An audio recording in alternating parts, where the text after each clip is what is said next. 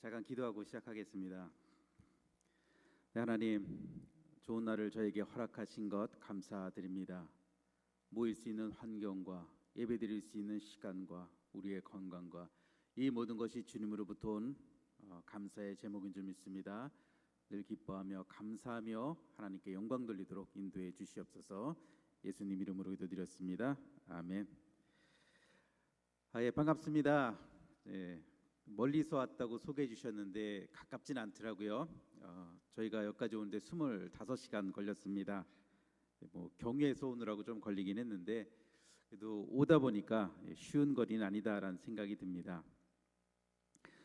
이제 커네티컷에서 저희가 목회를 하고 있는데 동네 이름은 아마 잘 모르실 거예요. 그러는데 저희 지역에 예일대가 있다 그러면 다들 부러워하십니다. 그렇게 좋은 데서 사시냐고.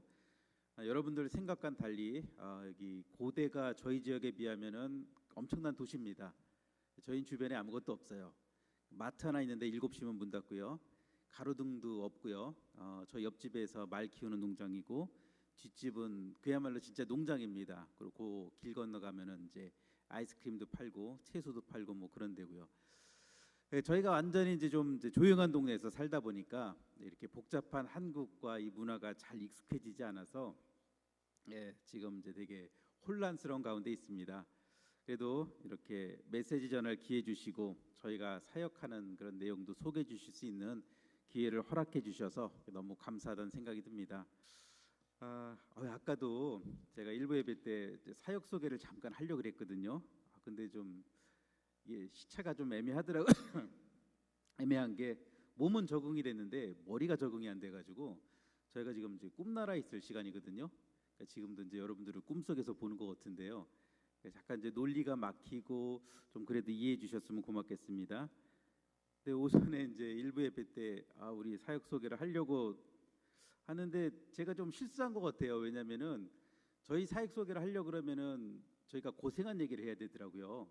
사모가 얼마나 고생하는지, 제가 얼마나 고생하는지. 장모님이 계시네요. 여기 아까 여기 계셨거든요. 지금은 제가 안경 벗겨가지고 오늘은 장인어른도 계시네요. 사역 소개하기가 되게 어려울 것 같습니다. 근데 여러분들이 겉모습과 달리 저희는 잘 살고 있습니다. 근데 이제 저희가 살아남았다는 것에 대해서 되게 감사하며 지금 이 자리까지 왔거든요. 여러분들도 아마 힘든 시기를 보내셨겠지만은 저희는 정말 이제 코비드 때 끔찍한 시기를 보냈습니다. 사람들이 많이 죽는 것도 경험을 했고요. 사람이 이렇게 단기간 내에 많은 사람들이 죽고 없어지고 그런 재난이 벌어질 수도 있구나라는 거를 저희 세대에도 지금 경험을 했습니다. 저희 이전 세대는 전쟁을 통해서 그런 경험을 하셨겠지만은 저희는 정말 예상하지 못했던 질병을 통해서 큰 아픔을 겪었거든요.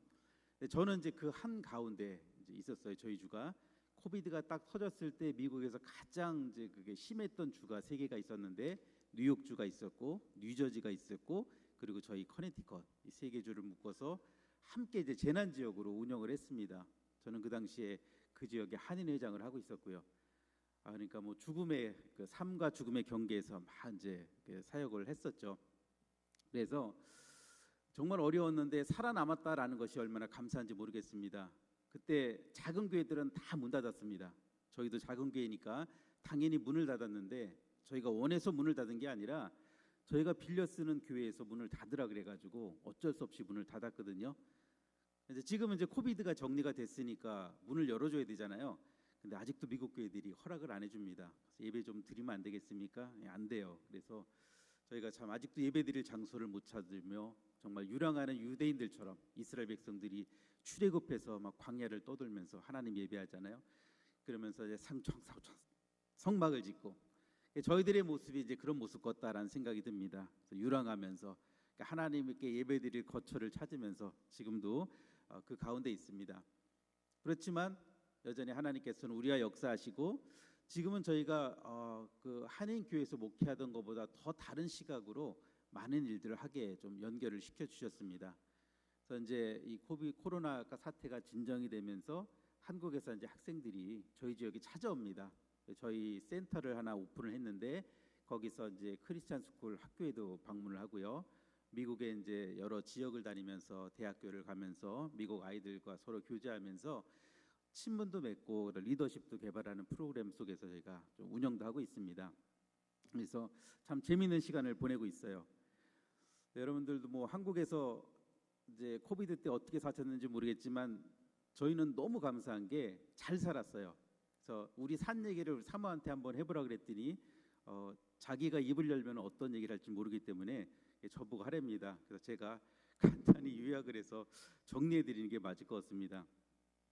이 코로나 시기 때 저희가 이제 다들 살 길이 막막하셨잖아요. 저희도 정말 막막한 거예요. 왜냐하면 교회도 문이 닫혔죠. 저희는 교회가 문이 닫히면 이제 뭐 수입이 없잖아요. 그래서 먹고 살 방법도 없고 저희가 어디 나가서 일할 수 있는 것도 아니고 야 이거 어떻게 살아야 되지? 이제 고민을 막 하기 시작합니다. 아파트에 사니까 아파트 렌트비도 내야 되고 막 그런 고민하고 있는데 미국이 대단한 나라는 대단한 나라인 거예요. 왜냐하면 갑자기 돈을 주기 시작을 하는데 근데 돈을 주는데 막 뿌리는 게 아니라 저희들한테도 이제 미국의 그 최저 시급의 한 60% 정도 되는 금액을 그냥 매달 주는 거예요. 그래서 저희들이 깜짝 놀랐습니다. 야 이게 돈을 주네. 그러니까 살 수 있게 된 거죠. 저희가 그 돈을 받은 다음에 정말 가슴 아팠던 게 뭐냐면은 우리가 얼마나 거지같이 살았는지 알았던 거예요. 최저 시급이 60%잖아요. 근데 저희가 받았던 월급보다 더 많은 거예요. 그동안 누리지 못했던 것들을 정부에서 주는 돈으로 정말 마음껏 누리며 살았습니다. 너무 고기 같은 거 좀 아까워서 잘 못 먹었는데 저희가 그 돈 받으면서 이제 미국에서 가장 비싼 1등급 그 등심을 사다가 막 구워 먹기도 하고요. 그냥 조금 사면 좀 폼이 없으니까 덩어리 사다가 막 잘라서 통째로 구워 먹기도 하고 그런 경험도 하면서 저희들이 잘 지냈습니다. 이러면서 하나님께서 정말 우리들을 어떻게 인도하시는가 마음속으로 많이 느꼈습니다. 우리는 걱정하며 살잖아요. 뭔가 안 됐을 때 우리는 이제 어떻게 살아야 될까 막막하는 그런 시기가 올 때 그때가 진짜 하나님이 일하시는 시기다라는 거를 마음속으로 체험을 했습니다. 저희가 이제 막 어디로 가야 될지 모르는데 아파트 계약 기간이 끝났어요. 연장이 안 될 것 같은데 어떡하지 그러는데 저희가 아파트보다 더 좋은 곳으로 이사해서 센터라는 건물을 얻게 되고 거기서 학생들 프로그램을 진행할 수 있게끔 하나님이 길을 열어주시더라고요. 그게 얼마나 정말 환상적인지 아시기가 어려울 거예요. 집을 구하는 게 미국에서는 어려운 일 중에 하나인데 저희 시기 때는 정말 어려웠어요. 왜냐하면 집값이 갑자기 막 올라가는 거예요. 막 50% 올라가고 60% 올라가고 한국에서 예산을 마련해서 이 센터를 구입합시다라고 했는데 그 예산 범위를 막 넘어가는 거예요. 야 이거 못 구하게 됐는데 어떡하지? 그런데 하나님이 저희가 가진 예산 안에서 구할 수 있게끔 말도 안 되는 집을 보여주시고 저희가 들어갈 수 있게끔 만들어주시고 근데 저희만 그렇게 한 게 아니라 그 일을 위해서 저희랑 전혀 상관없는 분이 기독교인도 아닌데 정말 그 하나님의 마음을 가지고 저희들을 정말 아낌없이 도와주시고 그분이 우리 집까지 오는데 차 타고 운전해가지고 1시간씩 걸리거든요. 거기를 일주일에 3번씩 왔다 갔다 하면서 전 지역을 다 돌아다니면서 거기를 구입을 해주시고 하나님의 역사가 얼마나 대단한지 모르다라는 생각을 했습니다. 그래서 저희가 정말 살아서 죽지 않고 닫지 않고 문 닫지 않고 이 자리에 와서 여러분들께 정말 잘 살았다고 보고할 수 있는 것이 얼마나 감사한지 모르겠습니다. 근데 제가 알고 있습니다. 그 뒤에 얼마나 많은 분들이 기도해 주셨는지. 그래서 그 기도 덕분에 저희들이 이 자리에 서 있을 수 있다는 것이 감사하고요. 이 단에 서서 하나님의 영광을 함께 나눌 수 있는 것을 정말 축복이라고 생각합니다. 고대교회한테 감사하다고 꼭 말씀을 드리고 싶었어요. 여기서 보내주신 선교비 저희가 얼마나 감사하게 받았는지 모릅니다. 하나님의 은혜로 가슴속에 남아있어요. 그래서 그 기쁨들, 그 보내주셨던 그 마음의 소중함, 해주셨던 기도 때문에 우리는 늘 이렇게 살아갑니다. 그래서 감사합니다. 오늘 이제 드려야 될 말씀의 요지도 일종의 이제 선교 보고에 대한 내용입니다.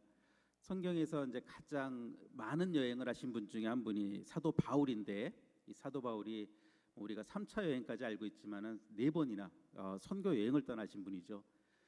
그 중에서 이제 선교 여행을 떠나기 전에 안디옥이라는 데서 이제 바나바라는 지도자하고 초대교회 지도자와 함께 목회를 잘하고 있었죠.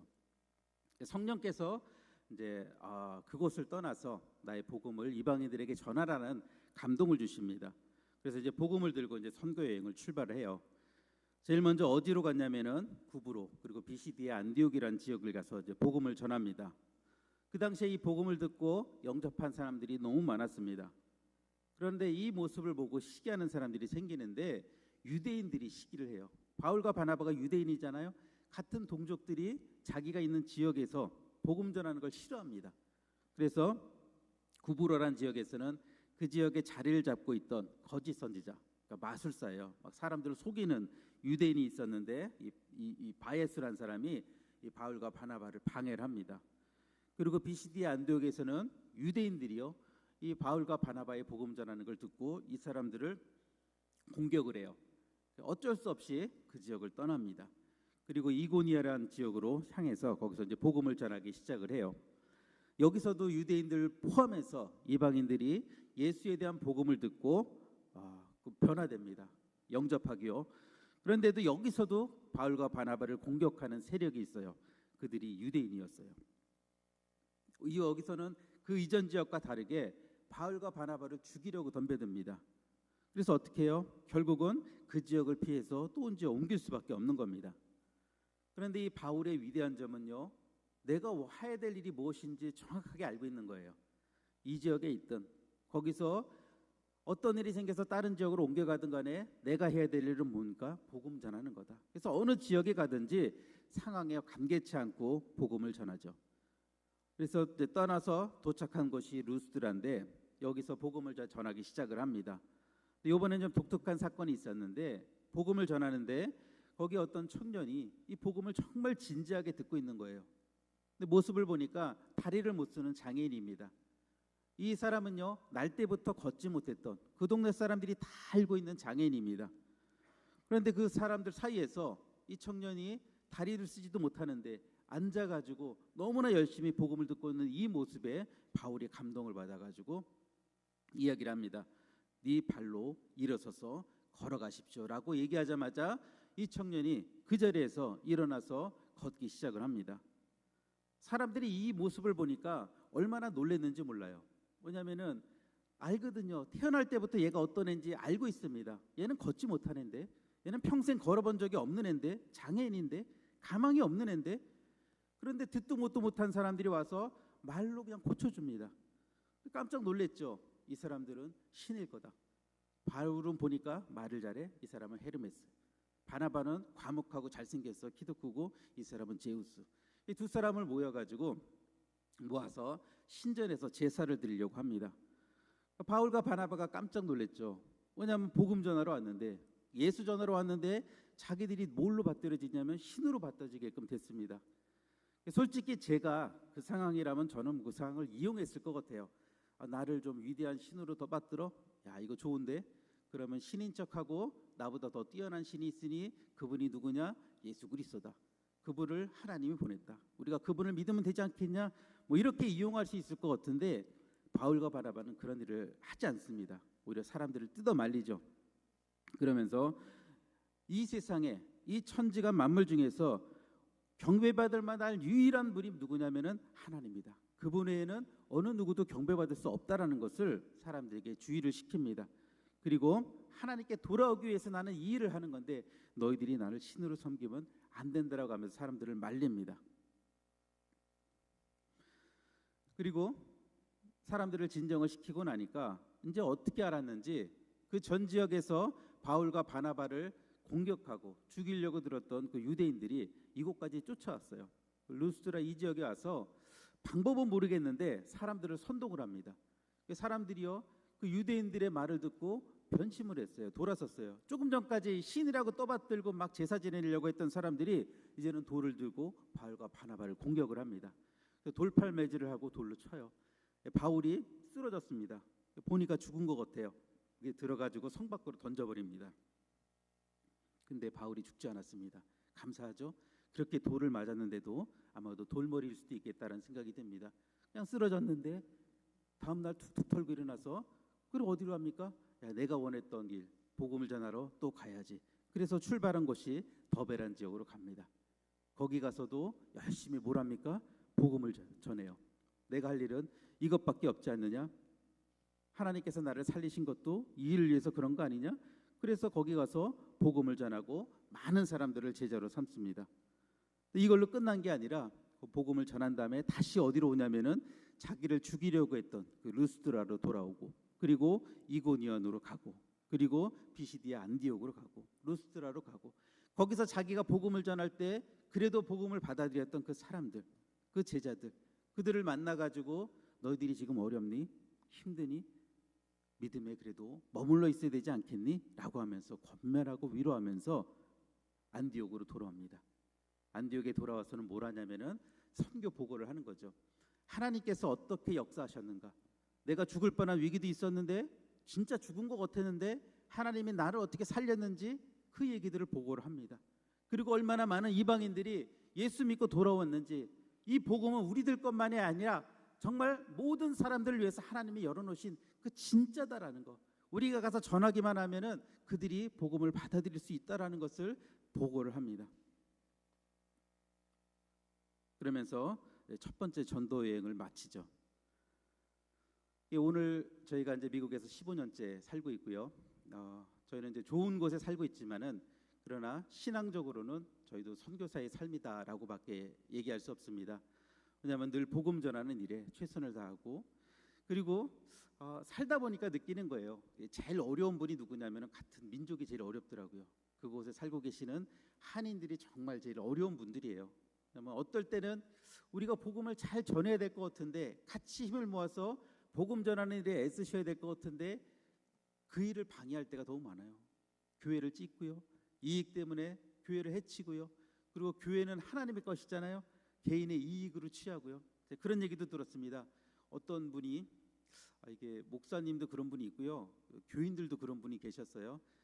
뭐냐면은 교인들을 다 쫓아요. 그럼 뭐가 남아요? 건물이 남죠. 건물을 팔아요.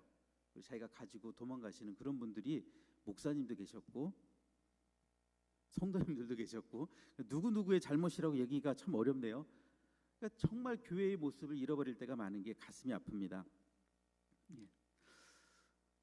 그래서 우리의 삶이 선교사가 아닐까, 이런 곳에서 복음을 전하는 것이 우리들에게 또 주어진 사명이다라는 생각을 합니다. 그래서 늘 좀 죄송한 거, 미안한 거는 저희 아내가 늘 미안합니다. 왜냐하면은 고생을 많이 하죠. 안 그래도 되는데, 한국에서 정말 잘 섬기고 살아도 되는데 먼 곳까지 끌고 가서 제가 이렇게 고생을 시키는 거 아닐까 생각을 합니다. 근데 제가 저 스스로를 생각해도 좀 그런 게, 왜 이렇게 오지랖이 넓을까 생각이 듭니다. 왜냐하면 굳이 뭐 이런 사모 얘기까지 안 해도 되는데 다 얘기하네요. 근데 저만 그런 거 아니죠. 여기 계신 대부분의 남자는 다 오지랖이 넓습니다. 그래서 남자들을 낙엽이라고 부른다고 합니다. 왜냐하면 붙어 있을 데가 없어요. 좀 붙어 있으려고 노력을 해도요, 툭툭 떨어지죠. 치면 다 떨어집니다. 그리고 막 굴러다니다가도요, 쓸데없이 뭉쳐요. 낙엽이. 남자들이 잘 뭉쳐 다닙니다. 둥글둥글. 비가 내리면 또 붙어요. 찰싹 붙어가지고 떨어지지 않습니다. 저서 보면은 좀 웬만하면 좀 같이 안 있었으면 좋겠는데, 근데 지겹게 붙는 남편들도 있죠. 그래서 남자들을 낙엽에 비유한다고 합니다. 여기 악의는 없어요. 단지 우리들의 문제는 눈치가 없을 뿐입니다. 근데 문제가 뭐냐면은 꼭 어떤 일에 덤벼들 때 욕심을 담고 덤벼드는 게 문제라고 생각이 됩니다. 내게 유리하다면은 주변 일을 상관하지 않아요. 그리고 사람들한테 피해를 줍니다. 시간이 지나면 자기도 피해를 입음에도 불구하고 언제나 욕심을 가지고, 이기심을 가지고 사람들에게 다가갈 때 문제가 생깁니다. 그런데 억울한 일들은 어떤 게 있냐면은, 근데 왜 세상에는요, 욕심을 가지고 덤벼들면 사람들이 더 잘 될까요? 그게 좀 이상하지 않습니까? 남을 생각하는 사람들이 잘 돼야 되는데 자기만을 생각하고 이기적으로 사는 사람들이 더 잘 돼요. 더 잘 살아요. 그들이 더 평안해요. 왜 이게 세상의 법칙일까? 너무나 불공평한데, 하나님은 이런 세상을 원하지 않을 텐데 왜 이런 일들이 비일비재할까? 그런 고민이 많습니다. 바울과 바나바가요, 이 루스드라란 지역에서 장애인을 만났어요. 장애인을 만났는데 그냥 만났어. 복음 전하면 끝이지. 굳이 그 사람 문제에 뛰어들어가지고 다리를 고쳐줄 필요가 없거든요. 근데 치료해 줍니다. 바울은 그것 때문에 돌을 맞아 죽을 뻔한 위기를 겪습니다. 사람들이 신을 떠받들면요, 그냥 받아들이면 되잖아요. 그런데도 발을 빼면서 나는 신이 아니다, 하나님이 아니다라고 분명히 얘기합니다.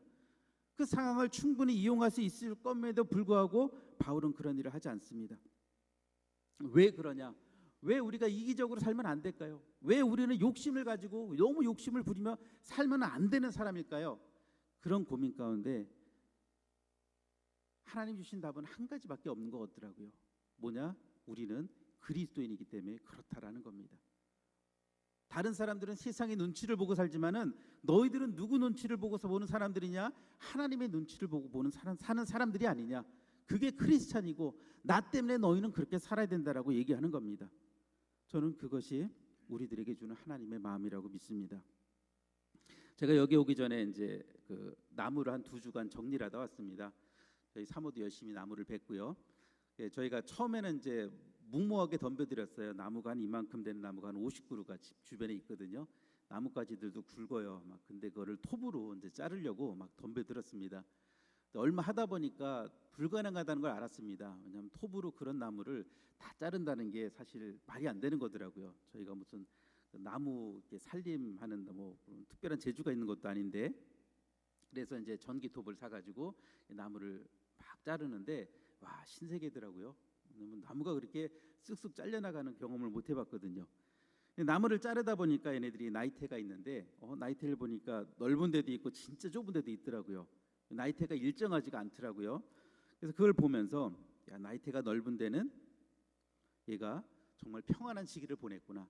날씨도 좋고 비도 많이 오고 물도 충분하고, 나이테의 좁은 데를 보니까 야, 얘는 이 시기에 정말 힘든 시기를 보낸 거 같구나.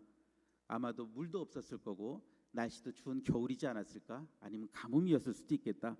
그러면서 나이테가 넓은 데도 있고 좁은 데도 있었구나라는 것을 보게 되더라고요. 근데 여러분, 우리 신앙생활도 동일하지 않겠습니까? 우리의 신앙이 순탄할 때, 여러분들 삶이 순탄할 때 우리의 신앙은 쑥쑥 성장하겠죠. 여러분이 잘 될 때, 인생이 잘 돼갈 때, 모든 것이 잘 풀려갈 때 여러분 교회도 덩달아 성장하지 않겠습니까? 문제는 단단하지 않죠. 그럼 우리가 언제 단단해지겠습니까?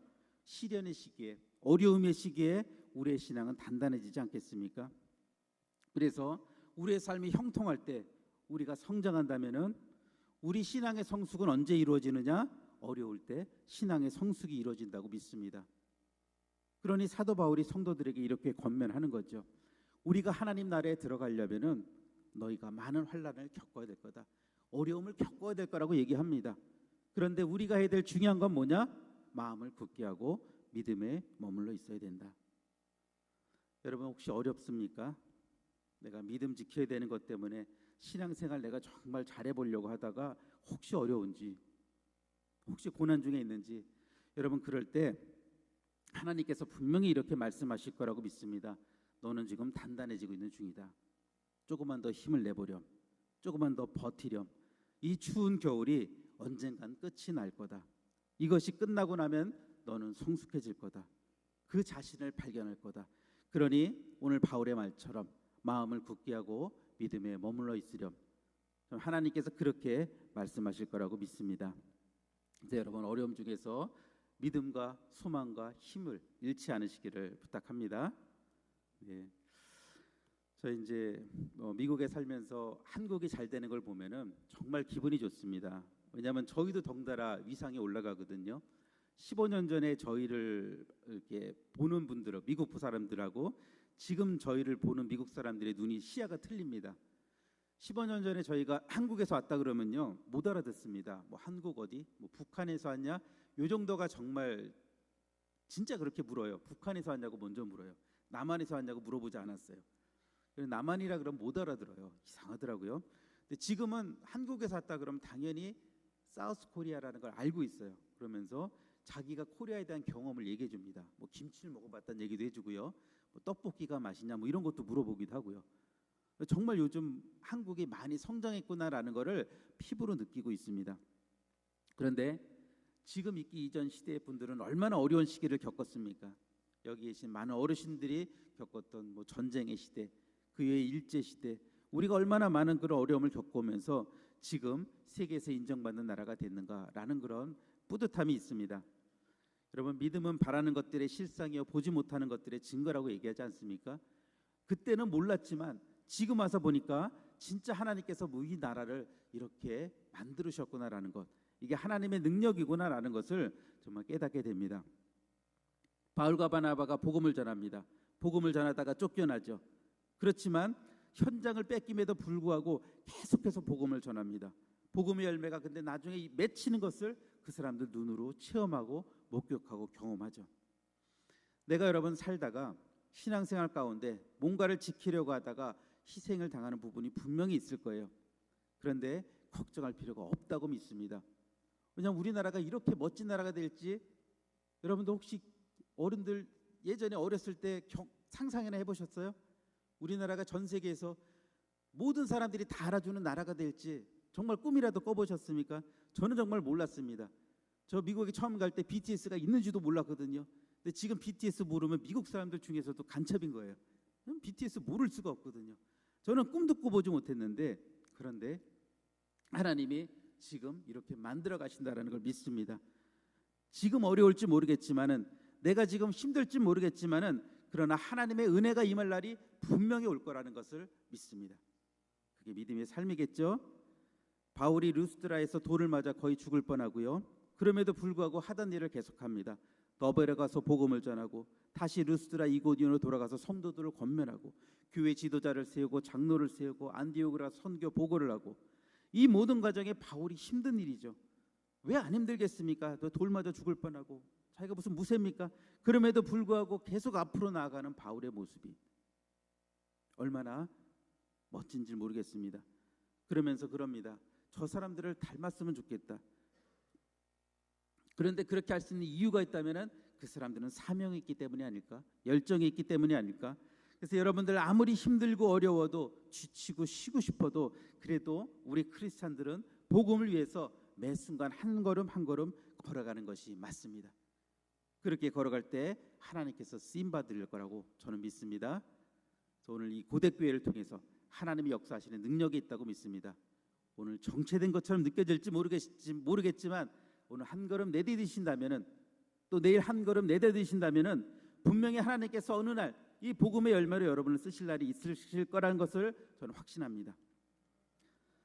오늘 말씀을 보니까 그러잖아요. 우리가 어떻게 살아가야 되는지 정말 아주 하나님의 말씀으로 간단하게 보여줍니다. 여러분들은 넘어질 수밖에 없는 존재들이에요. 왜냐? 우리는 흠이 많기 때문에, 그리고 우리는 흠이 있음에도 거룩하게 살아가야 되는 그런 존재들이기 때문에 넘어집니다. 아무리 잘 살려고 아무리 주의해도요, 여러분 다 넘어집니다. 이 중에 안 넘어지시는 분이 있겠습니까? 이 중에 고난이 없는 분이 있습니까? 어려움 없는 분이 있으니까 아무도 없잖아요. 하나님 믿는 내가 왜 어려움 당해야 됩니까? 원래 그렇게 지음받은 존재들입니다. 우린 넘어질 수밖에 없어요. 그러면 어떻게 됩니까? 우리가 넘어질 때 오늘 하시는 말씀은 일어나라라는 것이 하나님의 해법입니다. 오늘 잠언에서 말하는 의인의 조건, 넘어지지 않는 자가 의인이 아니라 넘어져도 다시 일어나는 자가 의인이다라고 얘기합니다.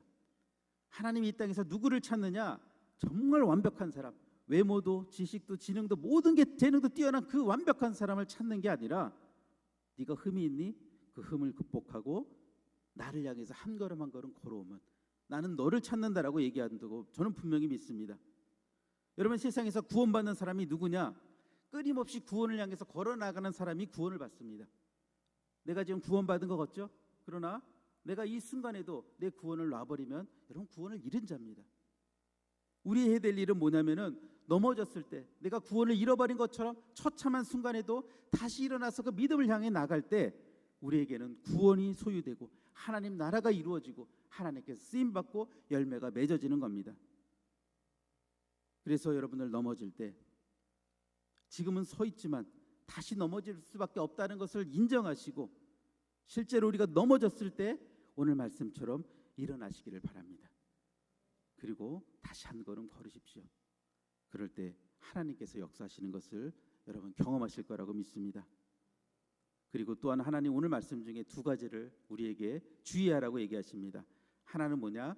악인의 형통을 부러워하지 마라. 두 번째는 악인의 넘어짐을 기뻐하지 마라. 왜? 너희들이 그것을 부러워하고 기뻐할 때 악인에게 주어진 그 나쁜 일들이 내가 그것을 너희에게 옮길까 걱정이 되기 때문에 하지 말라고 얘기합니다. 결국은 뭡니까? 우리가 그런 걸 고민할 필요가 없이 살라고 얘기하시는 하나님의 배려라고 믿습니다. 하나님이 얘기하시는 악인은 뭡니까? 넘어지면 안 일어나는 사람이 악인이기 때문에 너희는 오늘 넘어질 때 주변을 보지 말고 일어나서 걷는 그런 멋진 나의 자녀들이 되지 않겠니? 그 말씀을 한다고 믿습니다. 너희들 혼자 힘들어? 내가 힘을 줄게. 너희들이 일어나기 어려워? 내가 손을 내밀어 줄게. 그 손을 잡고 오늘 일어나서 걷는다면 너희들이 가지고 있는 이 모든 것들이, 아픔들이 치유되고 극복하고 결국은 하나님 나라를 나와 같이 이루어갈 수 있을 거다라고 얘기하시는 그 주님의 말씀으로 오늘 하루도 위로받으시고 어려움 중에도 승리하시는 우리 고대교회 목사님, 가정 모두가 되시기를 주님의 이름으로 축원합니다. 기도하겠습니다. 하나님, 우리의 삶이 어렵다는 것을 우리가 알고 있습니다. 걷다 보니까 왜 이런 장애물들이 많은지 도무지 이해할 수 없는 상황들이 우리 안에 도착 경험합니다.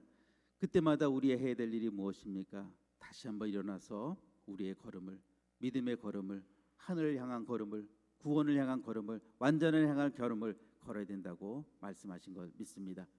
오늘 우리에게 힘을 주시고 용기를 주시고 소망을 주시고 열정을 주시고, 그래서 다시 한번 하나님 나라 위에 쓰임받는 거룩한 백성이 되도록 인도하시며 그 모습을 보고 하나님께서 기뻐하시고 또 많은 열매를 맺도록 인도하여 주시옵소서. 예수님 이름으로 기도드렸습니다.